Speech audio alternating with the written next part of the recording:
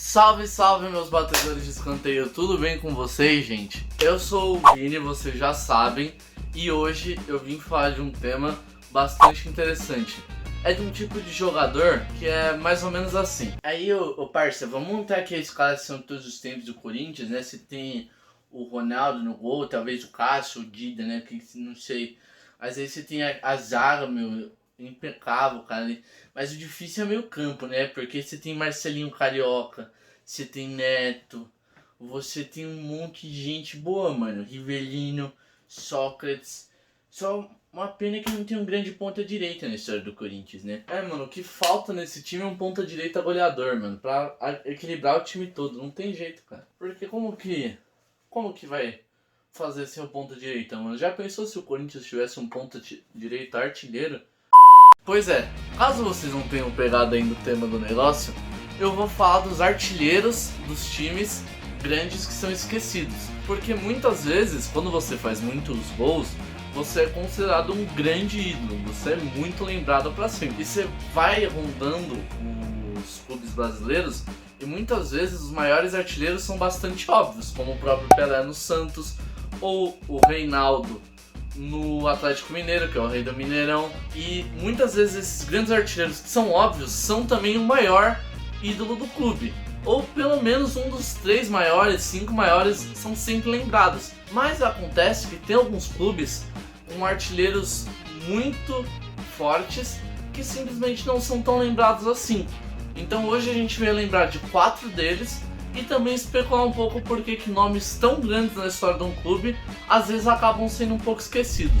O primeiro nome que a gente quer trazer aqui é um nome curioso, porque na verdade ele começou na base do rival, mas eu vim falar do Alcindo. E você aí de casa deve estar se perguntando: mas mano, quem é Alcindo? Não tem nenhum Alcindo na história do futebol brasileiro. Não pode ser, cara. Pois é, meu querido batedor de escanteio, na verdade tem um Alcindo bastante importante. O Alcindo é simplesmente o maior artilheiro da história do Grêmio e, além disso, ele é o segundo maior artilheiro da história dos Grenais. Ele começou na base do Inter, como eu dei um leve spoiler já, mas ele acabou sendo dispensado porque ele pediu uma ajuda de custo pro clube, o clube não queria dar, então ele foi pra base do Grêmio e o Grêmio resolveu revelar ele, mais ou menos na verdade. Porque, como acontece com muitas estrelas jovens, o Alcindo primeiro foi emprestado para outro clube para ele pegar experiência mesmo em campo durante uma temporada, para depois poder voltar e integrar o primeiro esquadrão. Ele foi pro Rio Grande e lá ele ficou um ano até voltar em 1963 para o Grêmio. Um grande artilheiro como o Alcindo não poderia ficar sem um grande ataque ao lado dele. Ele formou realmente um dos ataques mais lendários da história do Grêmio, com Babá, Joãozinho e Volmir, que formaram um ataque implacável e ajudaram muito o Alcindo a chegar ao posto de maior artilheiro do Grêmio. E com o apoio desse baita ataque, somando tudo que ele fez pelo Grêmio, o Alcindo simplesmente garantiu 230 gols em 378 jogos.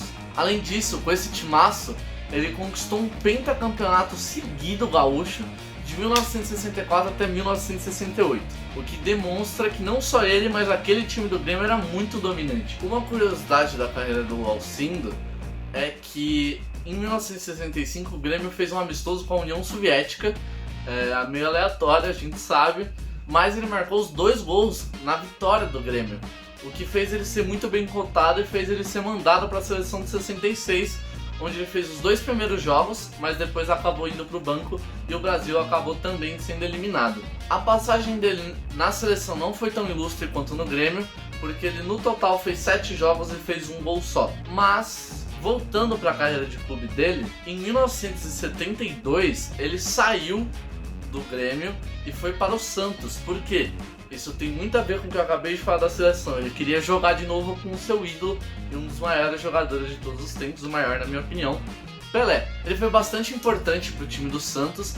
Ele meio que serviu como 12º homem, que a gente empresta aqui um pouco o conceito do basquete de 6º homem, que é o quê? Aquele homem que está no banco, mas é a primeira opção para sair do banco, é o cara que sempre resolve quando entra em campo.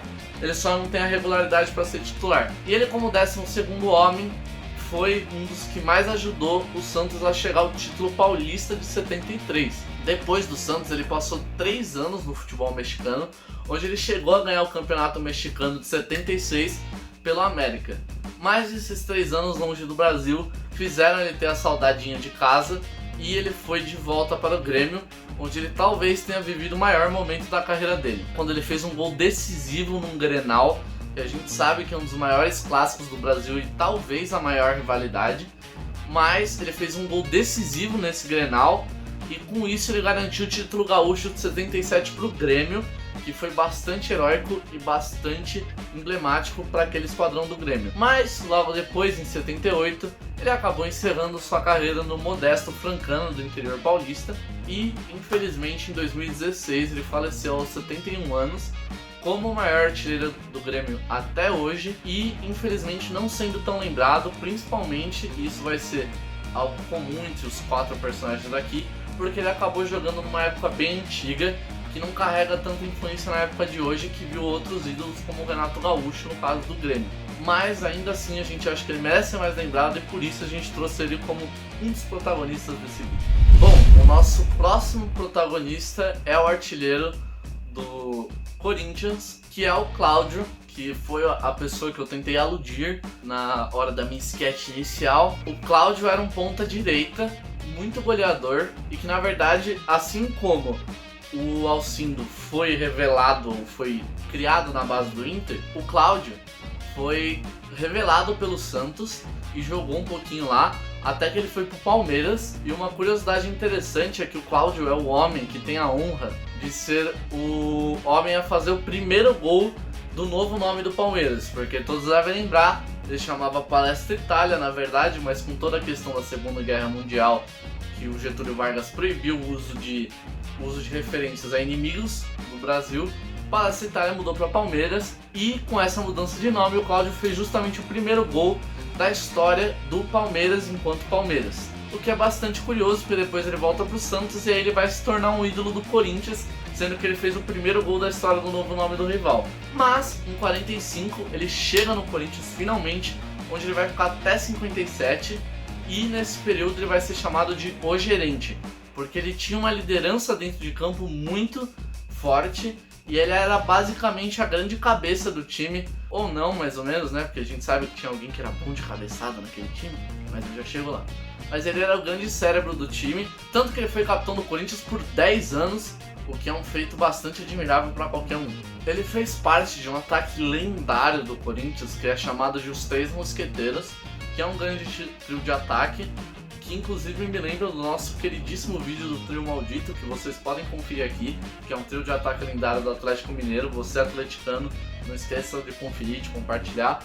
Mas enfim, ele fez parte dos Três Mosqueteiros, que era um ataque lendário do Corinthians, que além do Cláudio, o gerente, também tinha o Baltazar, o cabeça de ouro, por isso que o Cláudio não era tanta a cabeça do time. Mas também tinha o Luizinho, o pequeno polegar, que também é um ídolo bastante esquecido da história do Corinthians, porque ele jogou bastante. Vamos aos números que mostram que o Cláudio é o maior artilheiro da história do Corinthians. Ele fez 550 jogos pelo Corinthians e fez simplesmente 350 gols, uma média absurda de gols por jogo, principalmente pelo fato que ele era ponta direita, então ele também servia como assistente várias vezes. Mas, além disso, ele também é o maior artilheiro da história do Pacaembu, com 202 gols.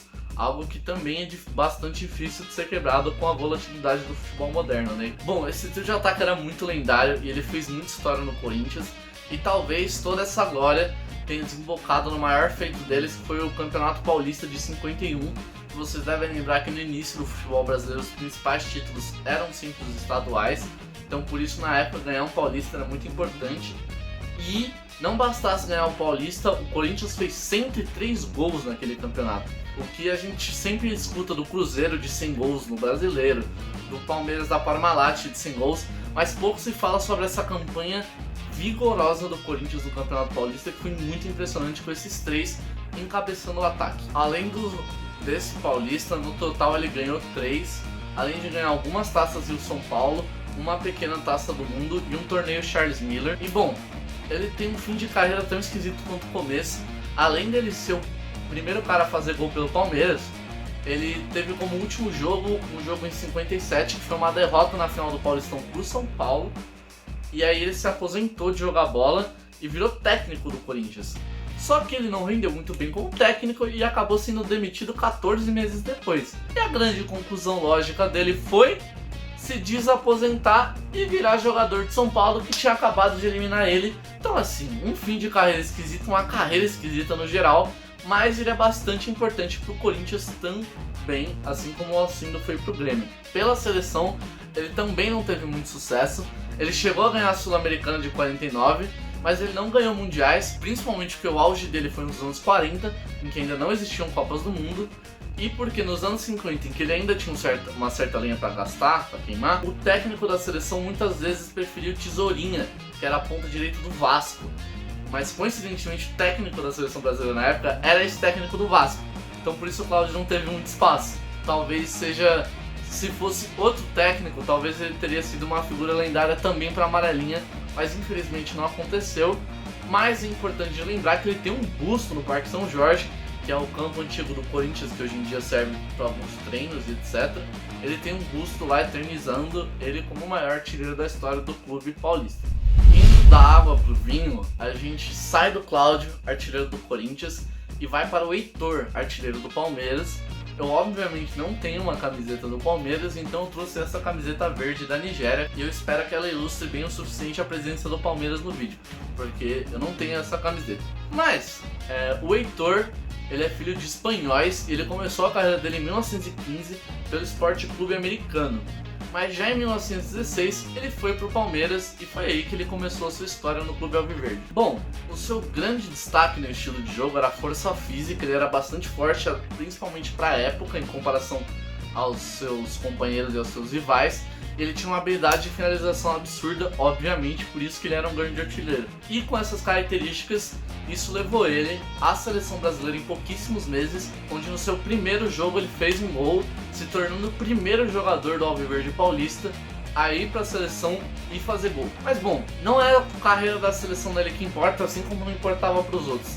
Vamos falar do Palmeiras. Então, para começar, em 1920 ele levou o clube paulistano a uma vitória no Campeonato Paulista em cima do rival paulistano, que tinha o Friedenreich, que vocês devem conhecer. A gente já fez um texto sobre ele nas nossas redes sociais, que a gente pode deixar na descrição. Esses dois nomes, inclusive, eram companheiros de seleção, mas eram muito rivais dentro e fora de campo, justamente por jogarem em times rivais e por serem grandes atacantes goleadores. Mas nessa campanha de 20, realmente quem sobressaiu foi o Heitor, que chegou a fazer 6 gols no mesmo jogo contra o Internacional da Capital, que é um feito para poucas pessoas fazem 3, quanto mais 6 gols no jogo. Ele ainda chegou a comandar o Palmeiras a um bicampeonato paulista seguido e uma taça de campeões do Rio e São Paulo, o que é já é uma grande estante de troféus.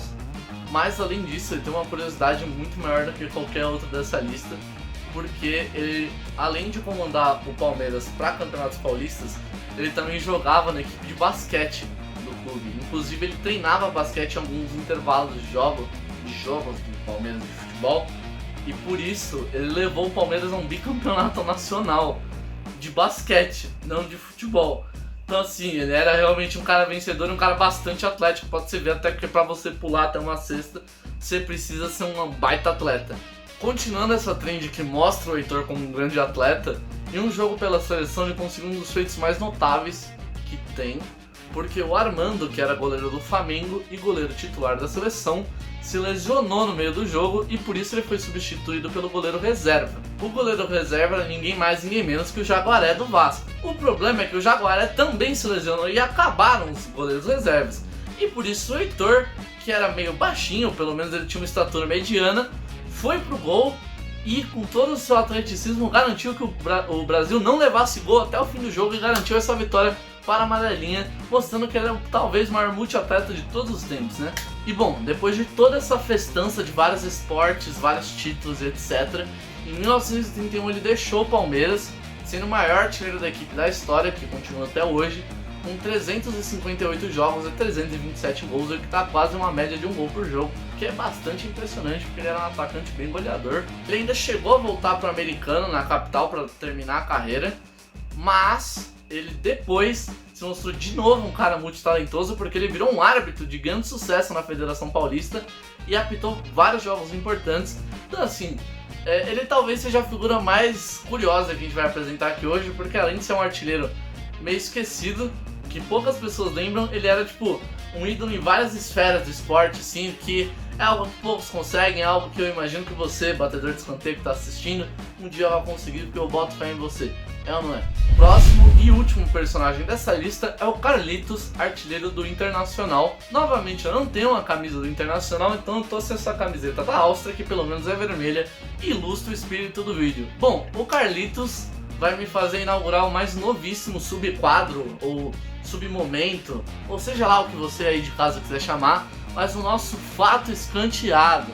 O fato escanteado basicamente consiste de uma curiosidade muito bizarra sobre o tema do vídeo, e que não necessariamente tem a ver com o ponto central, mas que a gente acha legal de falar. O fato escanteado de hoje é que o Carlitos, você deve ter deduzido que ele chama Carlos, mas na verdade ele chama Alberto Zolim Filho. E aí você deve perguntar, como que alguém chama Alberto Zolim Filho ficou conhecido como Carlitos? Bom, o que acontece é que o Carlitos achava que chamava Carlos Alberto Zolim Filho. O problema é que uma vez ele foi mostrar a certidão dele de nascimento para um processo interno do Internacional, e ele descobriu que ele não chama Carlos Alberto Zolim Filho. Ele descobriu que o Carlos simplesmente não saiu na certidão de nascimento, então ele legalmente chama Alberto Zolim Filho, não Carlos Alberto Zolim Filho. Mas mesmo assim, ele é conhecido por todos que lembram dele como Carlitos, apesar dele não chamar Carlos. Bom, de forma resumida, ele ficou de 38 a 51 no Inter, o que é um grande período de tempo, e foi o único clube que o Carlitos defendeu, ao contrário de muitos outros aqui que saíram, ainda rodaram o Brasil e às vezes jogaram até em grandes rivais, como é o caso do Carlos ou o caso do Alcindo. Ele só jogou no Inter e ele era ponta esquerda, assim como o Carlos era ponta direita, que normalmente a gente não associa um ponta como o maior artilheiro do clube, mas nesses dois casos é verdade. Ele fez simplesmente 485 gols pelo Internacional. E assim, você já deve saber, só pelo número bruto, que isso é um número absurdo. Pode até comparar com os outros que eu já falei para ver que é um número enorme. Só que, pra curiosidade de comparação, o segundo colocado do Inter, o Boldinho, tem 235 gols, o que é quase mais de 200 gols a menos do que o nosso queridíssimo Carlitos.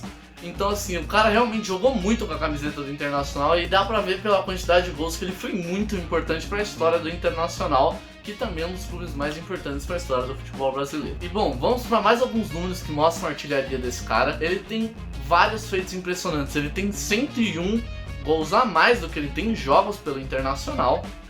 Além disso, ele nunca errou um pênalti na vida. Além disso, ele já fez 7 gols no mesmo jogo. E além disso, ele é o maior artilheiro da história do Grenal, passando o Alcindo, que é o segundo, sendo que o Carlitos fez 42 gols em 62 jogos, mostrando que ele gostava muito de botar a bola no gol do Grêmio. O famoso surto da é bola no gol do Grêmio, mas tudo bem. Ele realmente gostava muito de Grenal, de jogos importantes, e toda essa chuva de números mostra como ele era muito absurdamente goleador pelo Internacional. Em questão de títulos, vale falar duas coisas importantes. Ele ganhou 10 gauchões pelo Internacional, sendo 6 gaúchos seguidos. De novo, lembrando a importância que os estaduais tinham naquela época, mas ele ganhou esses 10 gauchões seguidos. E além disso, foi nessa época em que o Inter passou o Grêmio em vitórias no Grenal. E desde então o Grêmio não conseguiu alcançar. Então muito dessa dominância do Inter tem a ver com o rolo compressor do Internacional, que era o Carlitos. E para finalizar esses números de goleador, ele marcou talvez um dos gols mais famosos da história do Inter, que é o famoso gol do plano inclinado, que o Pedrão vai botar a foto aqui, eu boto fé nele de novo, eu tô abusando muito do poder dele de edição nesse vídeo, eu adoro, mas põe a foto, Pedrão, e vocês devem estar se perguntando o que tá acontecendo nessa foto. E é difícil explicar até lendo a descrição do gol, porque aparentemente veio um cruzamento do outro lado da área e ele veio correndo para guardar a bola no gol.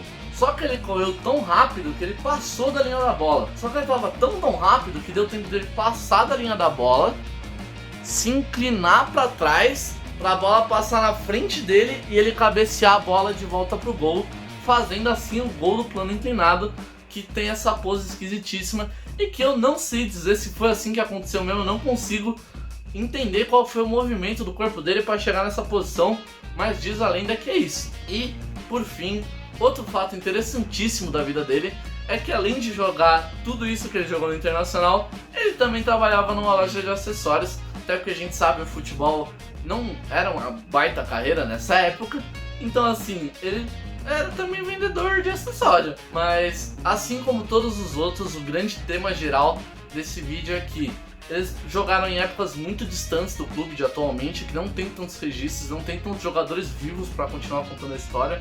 Como, por exemplo, no Corinthians acontece com o Sócrates, que já joga mais recentemente, ou no Palmeiras com o Ademir da Guia, ou no próprio Inter, que tem nesse século o Fernandão e o D'Alessandro, ou o Grêmio, que tem o Renato Gaúcho, que tem pessoas vivas e tem mais registros que mostram realmente tudo que a pessoa fez no clube. Além disso, outro grande fator é que poucos deles tiveram real sucesso pela seleção brasileira, e ainda mais numa época em que a seleção brasileira por si só não tinha muito sucesso. A seleção brasileira não era grande coisa também na época. E além disso, eles também ganharam muitos títulos estaduais, eles ganharam poucos títulos que hoje em dia a gente dá mais expressão.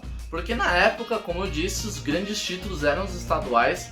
Então assim, o grande problema deles foi ter nascido na época errada, porque de resto eles tinham tudo para ser o maior ídolo do clube em que eles jogaram, mas infelizmente eles acabaram sendo esquecidos pelos tempos, pelas mudanças de campeonato, por fases ruins do futebol brasileiro. Mas a gente acha que eles merecem muito respeito e a gente acha que eles merecem muita admiração. Então eu espero que vocês tenham gostado desse vídeo, relembrando talvez o ídolo do seu time, que você talvez nem conhecia. Então, por favor, se você gostou, não esquece de deixar aquele like aqui embaixo, se inscreve e ativa o sininho para receber as nossas notificações, é muito importante. Não esquece de pegar o link desse vídeo, é fácil, só clicar ali em compartilhar ou pegar o link aqui em cima da minha cabeça, se você tiver em aplicativo, no YouTube, tanto faz. Mas manda pro seu amigo palmeirense, pro seu amigo gremista, corintiano, manda pra todo mundo e por favor ajuda a gente a crescer. É isso, até o próximo vídeo, qualidade nada duvidosa e é tudo nosso.